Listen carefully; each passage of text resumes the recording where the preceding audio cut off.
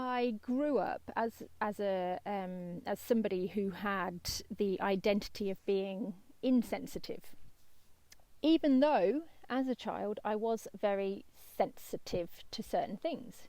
You know, touch, itchy clothing, labels, food, you name it, I had a problem with it. First of all, I'm thinking, aha, I'm onto this because I'm a highly sensitive person, because I'm highly sensitive to itchies and scratches and this and that.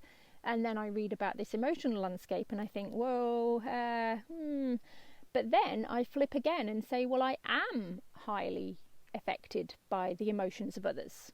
So I read on. Before we dive on into the detail, I just wanted to pop on here and share with you the context of what's going to come next. So in trying to, I suppose, make sense of whether I myself am a highly sensitive person or I'm just an autistic person with some of these crossover traits, or maybe none of them, I have gone back to a scenario that I've lived. So what I'm going to be talking about in the rest of the video, and I'm going to lay out for you, is this scenario. So the responses that are typical or would be typical from what I've read of a highly sensitive person are based on in that scenario, and what I talk about for myself is also based on that scenario. I've done this because it makes it a little bit easier for me to stay on track and to put it into context and to have it not take 16 million hours, especially because I'm not a psychologist. This isn't an expert topic of mine. This is something that I'm doing to reflect on my experience in the world. So I hope that's helpful. We shall get on with the show, which is coming up now.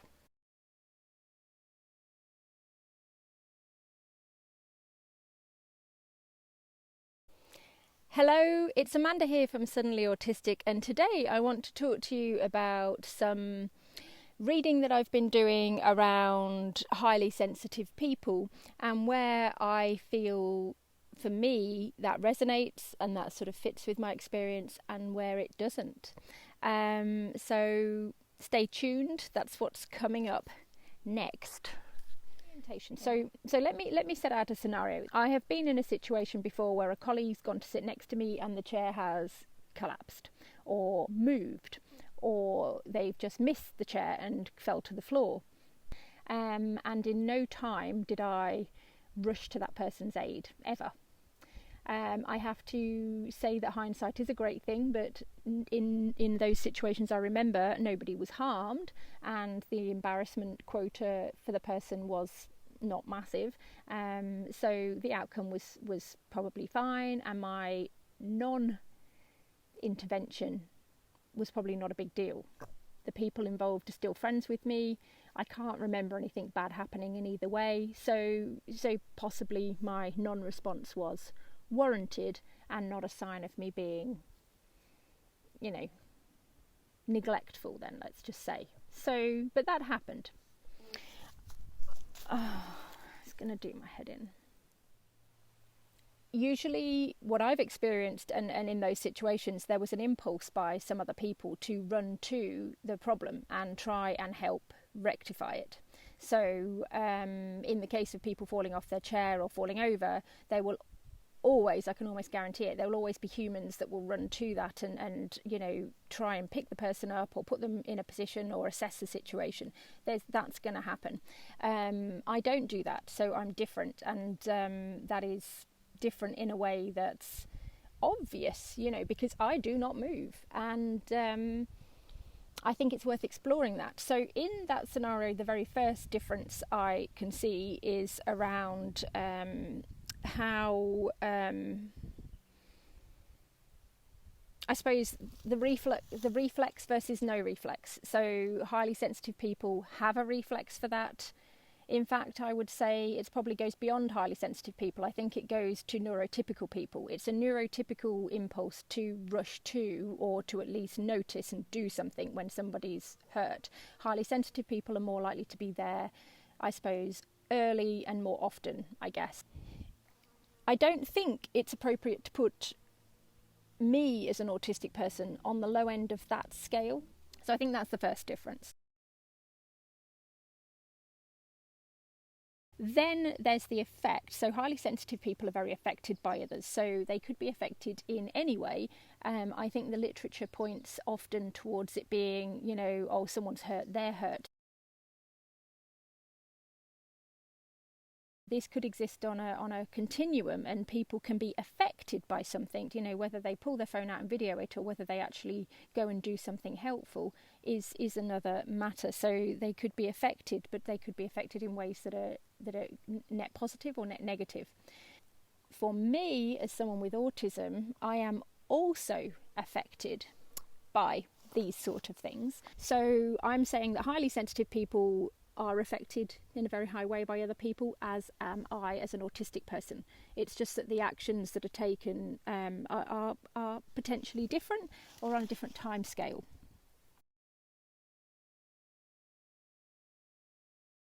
For me, as someone who's autistic, I do not assume that I know anything about the other person. So if they fall off their chair, I am going to be asking them questions potentially. Now that might seem totally ridiculous, but I'm not meaning that I'm going to stand there and say, okay, you fell off the chair, do you mind? Are you embarrassed? I'm not necessarily going to do that, although I might in some situations, and I certainly might afterwards. I'm going to recognise that there's a hierarchy of needs here, but I'm not necessarily, or I probably won't, I typically won't do things based on what I feel. I would look for signs of what they want, what will help them the best. So in that way, when I am, and I have found myself in positions where things have gone wrong for people and I have been there to help, I might not act immediately and have that impulsive action, but when I do act, it's going to typically be directed at matching the other person's needs as opposed to what I want. So, for example, what I'd prefer. I don't assume people prefer what I'd prefer. I don't assume to know anything about other people beyond their, basic physicality. Now, that can sometimes come across as cold and heartless because there's not that emotional pull there. But I suppose a more positive spin on that would be, less projecting. So I'm not adding my emotions to the pot. And I think that's a fairly good thing about being autistic, although it doesn't always help. You can sometimes miss things.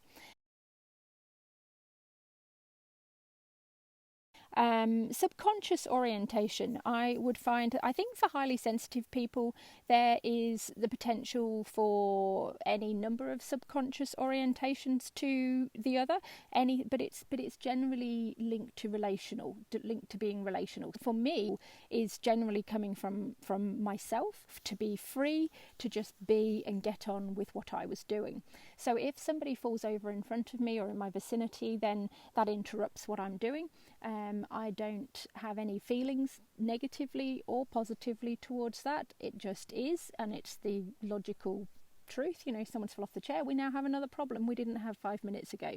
But there are human needs and human comfort to put into place and to deal with, and then there's the bigger problem of, well, how do we minimize this from happening again? Is there anything else we can do?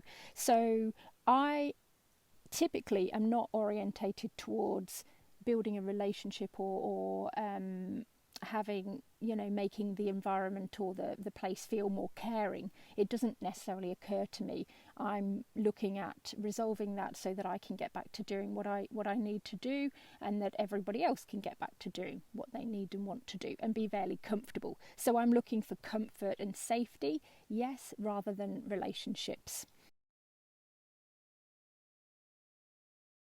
My internal motivation usually is to be left alone. And again, saying that out loud does make it seem like I'm some kind of weird psychopath, but no, it's very neutral. It's emotionally neutral. I would prefer to be left alone and do a thing. I suppose it's more akin to parallel play. I want to exist in a universe where we can all be who we are and not hurt or emotionally overwhelm each other, and so I suppose the best analogy for that is like a parallel play universe where we interact on mutually beneficial terms, and sometimes that will mean me helping you, sometimes you're helping me, but It's like that.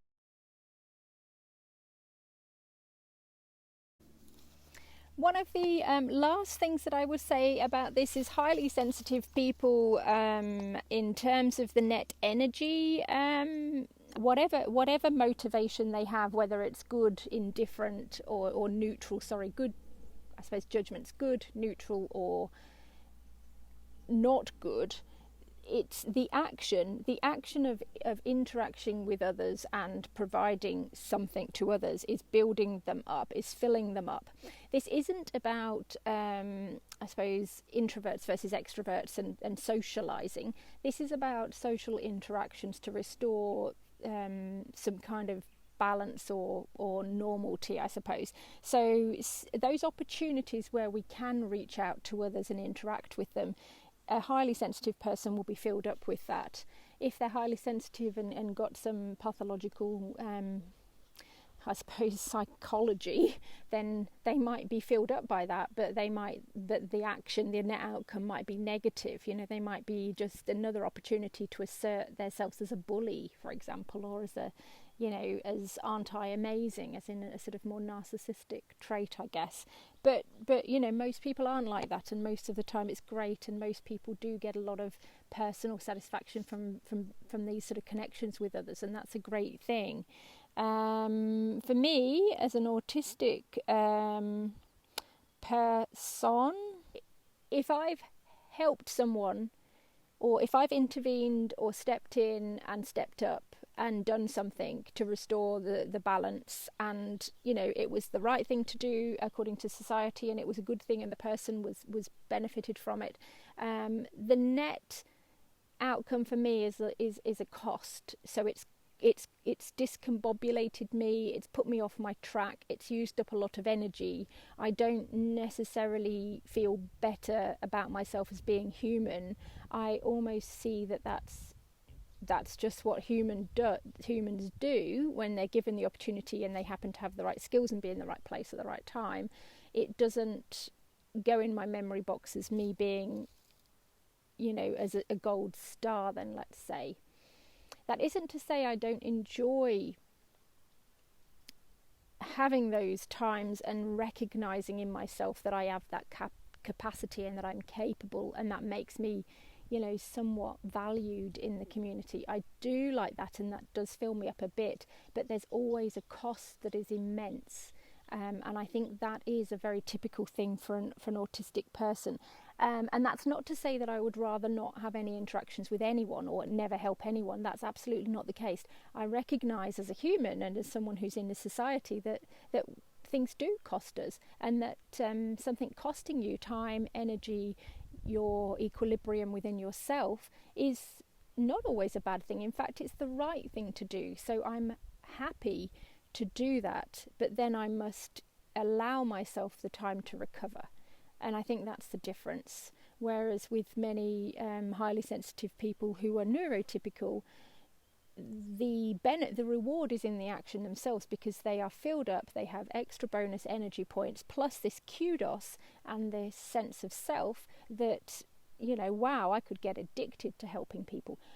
I could never get addicted to that. It's just not possible, I don't think. That is my assessment of the highly sensitive person and an autistic person from my perspective. And I feel that it's perfectly logical to have high sensitivity and autism, high sensitivity and no autism, autism and highly sensitive, or autism and medium or low sensitivity.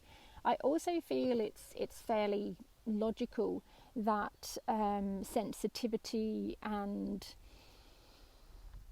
motivation for or interpretation of the needs of others when you're acting isn't necessarily a binary thing.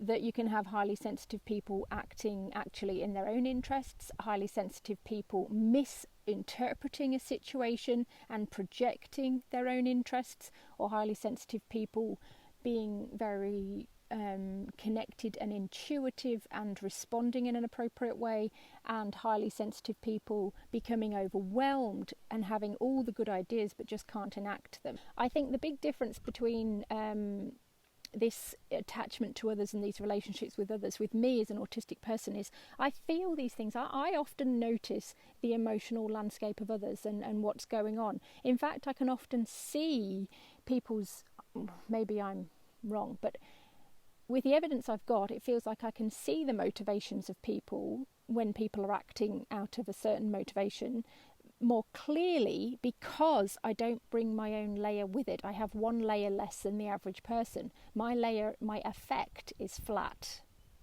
Flat effect is part of autism, and that's what I would say is coming to play here for me, but it isn't manifesting necessarily as robotic flat effect. It's an emotional. So my emotional landscape is fairly flat.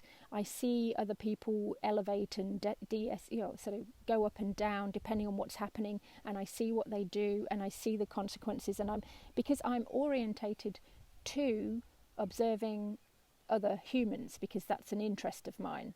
It's not an interest of every autistic person, so not every autistic person would notice or have that level of interest in that. But what I don't have is this impulse, and then what I don't have following an action are all these other nuanced social layers that can happen. For me, it's very much more, I suppose, transactional in terms of on a human level, not on a cost. Well, it's a cost for me energy wise, but it's a transaction that we can do, a beneficial transaction for the situation. We can resolve this, we can look at the problem, we can find a solution together. That's fine, but I'm not going to bring this emotional layer, or I'm not going to add an emotional layer to it. It doesn't need to have emotions attached to it. This happened, we need to do that, and there we go. So I don't know whether that's helpful or not, but it sort of helped me because I think it's helping me to understand who I am, how I respond to things, why I respond in the way I do, and where my strengths lie, and also my weaknesses and my blind spots. But I've kind of known about those since day one, I guess, even without knowing I'm autistic. Knowing where my strengths are is very much more empowering, and it's somewhere where I'm trying to focus, because that really is where I can make my life better and make the lives of people I come across and interact with potentially easier, I guess, easier in dealing with me, and easier for me to bring the best of me to them. So hopefully that was interesting. Thank you for watching and listening. For a moment there, I thought, aha, I'm a highly sensitive person. But then I thought again and realised I'm not.